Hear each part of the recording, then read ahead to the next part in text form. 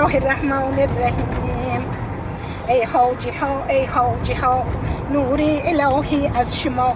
ای حاجی ها ای حاجی ها، بوی محمد از شما.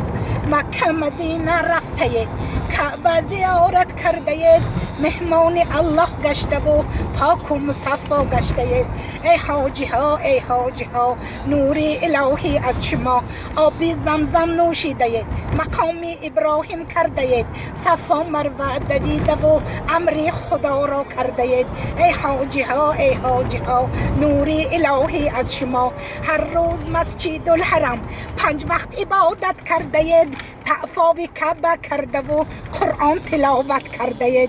ای حاجی ها ای حاجی ها، بوی محمد از شما. صحرای مینا رفته، در خیمه ها بنشسته، چون سنت پیغمبری طاعت عبادت کرده.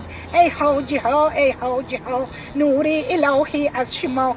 جای محمد رفته، کار محمد کرده، چون محمد شما هم طاعت عبادت کرده.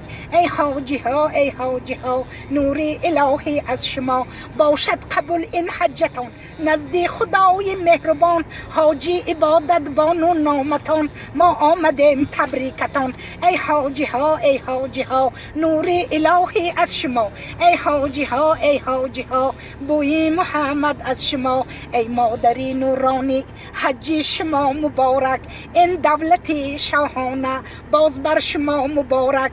ای مادری حاجی، شکر بر خدا کنید، بر فرودگاه خوجند رفتنتان مبارک، در فضای کیهانی پروازتان مبارک. 6 ساعت پرواز کرده به الله شکر گفته، در 5 دقیقه یک بار لبیکتان مبارک. پدر و باباهای ما در آرزوی آن بودن، بر شما نصیب کرده است حج اکبر مبارک.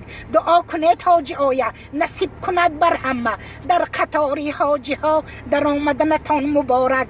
ای مادری نورانی، حج شما مبارک، این دولتی به آخر باز بر شما مبارک.